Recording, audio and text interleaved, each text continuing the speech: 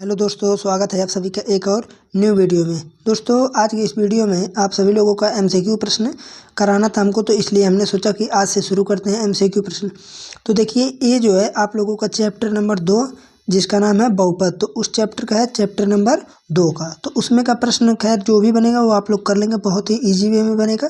तो मैंने सोचा कुछ प्रश्नों को करा दिया जाए। देखिए, जैसे कि हम देखते हैं, सबसे पहले पहला प्रश्न दिया है। इसमें पहला प्रश्न दे रहा है आप लोगों का, एक घात वाला बहुपद कहलाता है। तो देखिए, एक घात वाले बहुपद को बोलते हैं हम लोग रैखिक बहुपद। एक घात वाले बहुपद को रैखिक बहुपद बोलते हैं। अगर दो घात हो गया, जैसे मान लीजिए कोई भी जब चर राशि देखे, जैसे मान लीजिए x है, अगर एक रहेगा तो उसे बोलते हैं रैखिक। अगर दो रहेगा, दो मान लीजिए, तो उसे बोलते हैं बहुपद। तीन रहेगा तो उसे बोलते हैं त्रिघात बहुपद। ठीक है, दो रहेगा तो द्विघात बहुपद। अगर जीरो हो गया तो इसे बोलते हैं शून्य बहुपद। ठीक है, तो ये रहा आपका प्रश्न। एक चीज़ और जान लीजिए, जितने भी इसके पावर होता है अधिकतम घात, ठीक है, जितने मतलब प्रकार का बहुपद होता है, जैसे द्विघात, त्रिघात, तो उतने ही उसके शून्यक होते हैं। जैसे कि आइए देखते हैं हम दूसरा प्रश्न। जब दूसरे प्रश्न पे चलते हैं तो दूसरा प्रश्न दे रहा है, देखिए क्या दिया है, द्विघात बहुपद के शून्यकों की संख्या हो गई। तो चूंकि द्विघात बहुपद है तो इसलिए इसके शून्य कितने हो जाएंगे, 2 नंबर। ठीक है, शून्यक 2 हो जाएंगे। ओके, तीसरा प्रश्न देखिए। तीसरा प्रश्न कह रहा है कि बहुपद x² + 2x + 1 का एक शून्यक कौन सा है। तो इसके लिए हमें, आप लोग को पता चल ही गया होगा कि क्या करना पड़ेगा। इसके लिए हमें सबसे पहले क्या करना पड़ेगा, इसका गुणनखंड करना पड़ेगा। और गुणनखंड जब हम करेंगे तो देखिए, x² + 2x + 1 है, यानी हमको जोड़ने पर लाना है कितना, 2 लाना है, और मल्टीप्लाई करने पर 1 लाना है। तो आपको पता चल ही गया होगा कि एक एक नंबर बनेगा। ठीक है, एक एक को जोड़ेंगे तो 2 मिलेगा, और मल्टीप्लाई करेंगे तो 1 मिलेगा। ये इतना हो गया। तो यहाँ से जब इसका हम खंड निकालेंगे तो x + 1 इस प्रकार से कुछ बनेगा कॉमन लेने पर। तो यहाँ से कितना आ जाएगा, -1। -1 और -1 इसके दोनों बनेंगे, तो 1 को ले लेंगे सिर्फ -1। ओके, तो इसका आ जाएगा -1। अब चलते हैं चौथा प्रश्न।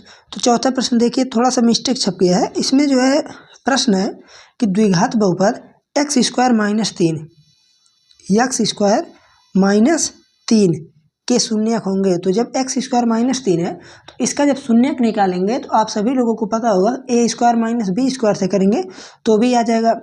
एक ब्रैकेट में आएगा, देखिए, x + √3,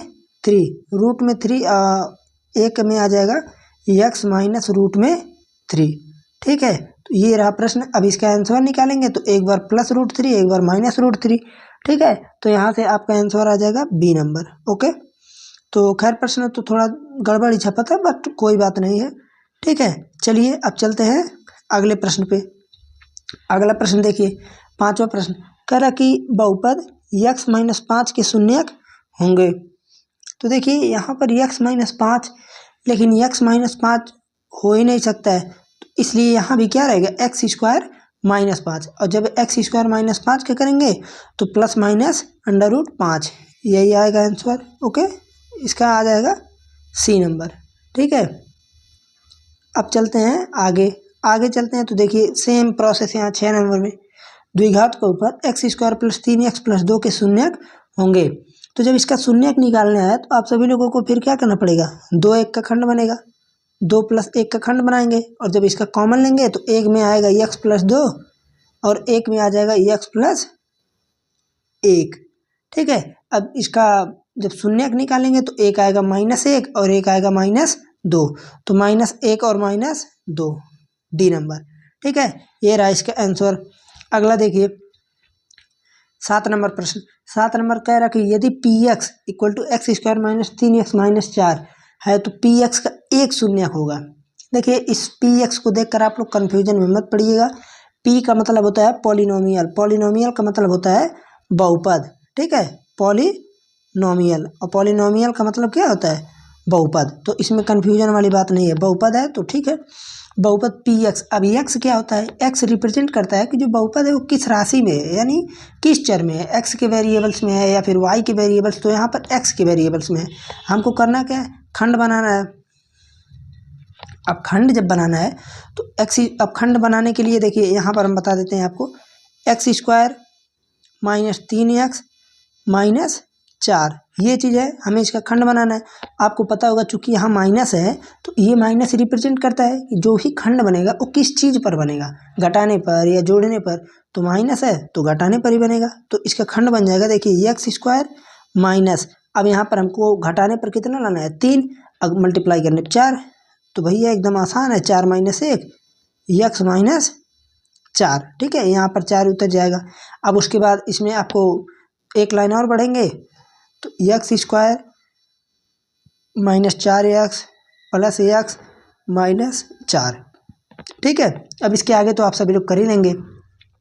यहाँ से कामन जब लेना रहेगा तो क्या कामन आ जाएगा, x कामन आएगा तो बचेगा x -4, और यहाँ से +1 कामन हो जाएगा, यानी इसका खंड बनेगा। देखिए -1 आ जाएगा और 1 आ जाएगा 4, यही दो इसका आंसर आएगा। अब इसमें हमको आंसर में क्या दिया है, आंसर में हमको एक ही लेना ही है, तो इसलिए हम इसका आंसर ले लेंगे 4 नंबर। ओके, हमें लगता है समझ में आ गया होगा। इसमें बस यही प्रश्न में PX पूछा था तो इसलिए हमें बस यही करना था। अब देखिए 8 नंबर प्रश्न, 8 नंबर सिमिलरली है, एकदम प्रश्न में कुछ करना ही नहीं है, बस वही थोड़ा सा दिमाग लगाना। देखिए यदि बहुपद PX x² - 2x + 5, ठीक है, के शून्यक A B हो तो AB का मान होगा। सिंपली करना क्या है, इसका पहले तो आपको खंड बनाना है। x² - 2x + 5, अब -2x + 5 अगर बन रहा है तो एक चीज़ पहले इसका देखिए। अब जैसे कि अगर हमको ये बहुपद दे दिया गया तो अब बहुपद का मान लीजिए गुणनखंड, तो अब गुणनखंड हो ही नहीं रहा है। अब क्योंकि हमको जोड़ने पर कितना लाना है, जोड़ने पर लाना है +5 और घटाने पर लाना है 2, तो ऐसा कोई संख्या, सॉरी, जोड़ने पर लाना है हमको कितना 2 और मल्टीप्लाई पर लाना है 5। तो अब आप लोग खुद बताइए कि किसी नंबर का मल्टीप्लाई करें 5 आएगा, तो आप कहेंगे 5 × 5 हो सकता है, तो घटाने पर 2 नहीं आ रहा है। ठीक है, और शून्यक A और B है, यानी कोई भी दो शून्यक ले लीजिए।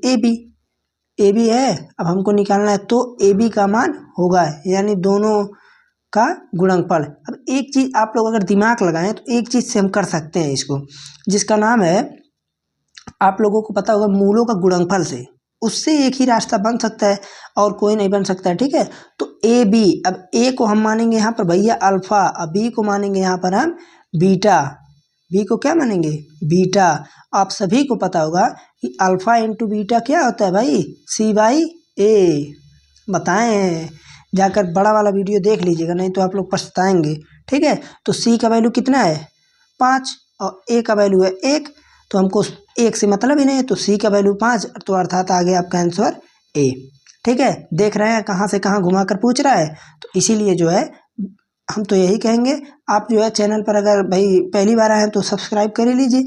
और अगर मान लीजिए अगर आपका कोई भी टॉपिक नहीं तैयार है क्लास 10th की, तो जाइए प्लेलिस्ट में सर्च कीजिए, सर्च क्या सब कुछ दिया गया है, बस प्लेलिस्ट में जाके आपको देख के तैयार कर लेना है। ठीक है, ताकि कोई भी समस्या ना रहे। ओके, अब चलते हैं हम, 8 नंबर क्वेश्चन हो गया, अब चलते हैं 9 नंबर। देखिए 9 नंबर कह रहा है द्विघात बहुपद 4x² + 4r + 1 के शून्यकों का योगफल होगा। देखिए 4x² + 4r, r नहीं रहेगा, x ही रहेगा, +1 शून्यकों का योगफल होगा। अब शून्यकों का योगफल का फार्मूला आप सभी लोग बच्चे लोग पढ़े होंगे। शून्यकों का योगफल का फार्मूला क्या होता है, अल्फा + बीटा। शून्यकों का योगफल का फार्मूला होता है अल्फा + बीटा, और अल्फा + बीटा हम जैसे ही निकालेंगे तो आपको पता होगा -b/a।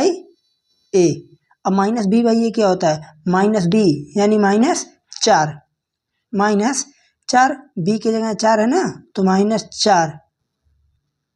ठीक है, -4/a, a की वैल्यू कितना है भैया, a की वैल्यू भी 4 है, तो यहाँ से कट पिट के आ जाएगा -1, C नंबर। ठीक है, इसका आंसर हो जाएगा C नंबर -1। ओके, हमें लगता है एकदम आसान है, इसमें कुछ बताने की आवश्यकता ही नहीं है। 10 नंबर प्रश्न पे आते हैं। 10 नंबर प्रश्न देखिए क्या बोल रहा है, यदि बहुपद x² - 3x + 5 के शून्यक A तथा B है, A और B हो, तो 4a + b का मान होगा। अब देखिए कुछ बच्चे लोग क्या करेंगे, इसका फैक्टर निकाल के तब करेंगे, तो फैक्टर निकाल के करना हो सकता है आ जाए, ऐसा मैं कभी किया ही नहीं हूँ। ठीक है, बट इसमें आप ही लोगों का कन्फ्यूजन ज़्यादा होगा, प्रॉब्लम ज़्यादा होगी। भैया काहे के जाए हम झंझट लेने, सीधे a + b का फार्मूला हम सभी को जानते हैं, यहाँ पर a प्लस बी का मतलब रिप्रेजेंट कर रहा है alpha plus beta minus b by a, तो 4 माइनस बी बाई ए, ठीक है। 4 into minus b by a, और माइनस बी को ले लीजिए बाहर, 4 गुना बी कितना है, बी है -3, तो यहाँ पर आ जाएगा -3 और ए का मान है 1, तो 4 3 12 मल्टीप्लाई होगा, 4 3 12, तो हो गया +12। ओके, तो इसका आंसर आ जाएगा बी नंबर। ठीक, हमें लगता है अब इससे कठिन क्वेश्चन तो आप लोगों का नहीं बन सकता है द्विघात बहुपद से, ठीक है। और अगर बनेगा भी तो फिर से हम एक लेक्चर ले लेंगे आप लोगों का बहुपद में, आप लोग इसका टेंशन मत लीजिए। ओके, आगे बढ़ने से पहले भैया चैनल पर पहली बार आए तो सब्सक्राइब कर लीजिए। अब इस टाइम जो है आप लोगों का मैथमेटिक्स के साथ साथ और जो भी प्रॉब्लम रहेगा जिस भी विषय में, तो MCQ जो है आप लोगों का कराया जाएगा। MCQ को लेकर तनिक भी प्रॉब्लम नहीं होनी चाहिए। ओके, चलते हैं 11 नंबर प्रश्न।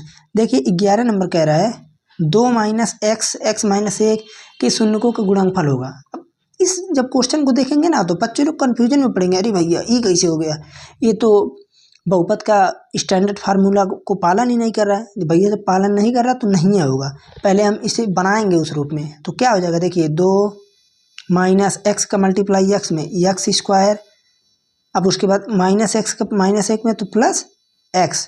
अब यहाँ पर जब इतना बना तो अब यहाँ से लिख सकते हैं -x² + x + 2 प्लस कितना बनेगा 2, ठीक है। अब ये बन गया, अब हमको निकालना क्या है, शून्यकों का गुणनफल, और गुणनफल का होता है c/a, होता है ना, गुणनफल का c/a होता है, सभी को पता है।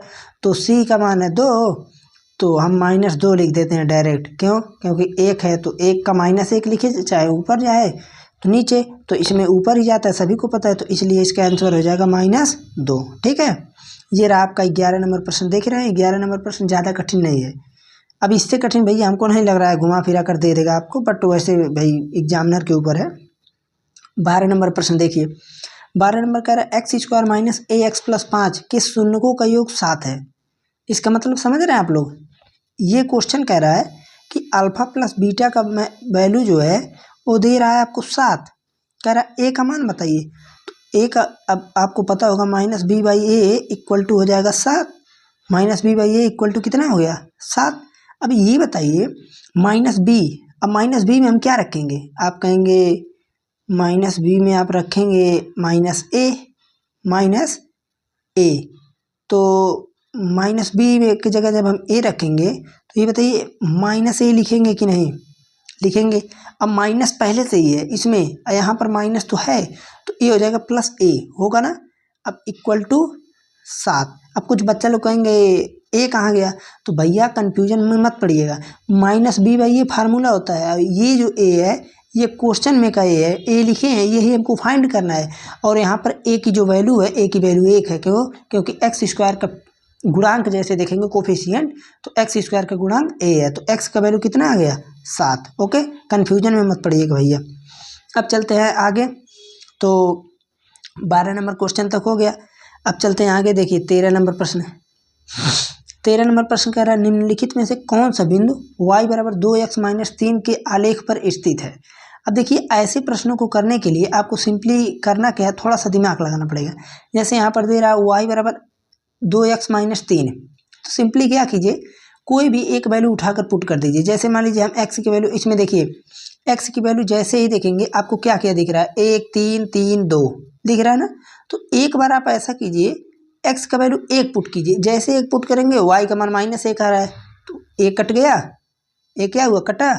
अब y की वैल्यू 3 रखिए, जैसे ही 3 रखेंगे 3 दूनी 6 -3 3 आएगा, ये भी कटा। अब x का वैल्यू 3 रखिए, तो 3 दूनी 6 -3 ये भी कटा। x का वैल्यू 2 रखिए, 2 दूनी 4 -3 1 आ गया ना। तो ये रहा भैया आपका आंसर। ओके, ठीक है, इस प्रकार से करेंगे तो कुछ आसानी से हो जाएगा। अब यहाँ पर देखिए कह रहा है कि x² - x + 4 के शून्य अल्फा बीटा है या a भी है, तो अल्फा बीटा दे चाहे a भी दे, तो आप लोग कन्फ्यूजन में मत पड़िएगा, ठीक है। अब कह रहा है कि तो a + b का मान होगा -b/a, अब माइनस पहले से उसमें है तो हो जाएगा माइनस, अब उसके बाद -1/1, तो आई कट की जाएगा, +1 आ जाएगा, तो +1। ओके, अब हम चलते हैं 15 नंबर पे। तो 15 नंबर देखिए, द्विघात बहुपद का संगत आलेख एक्स अक्ष को अधिकतम कितने बिंदुओं पर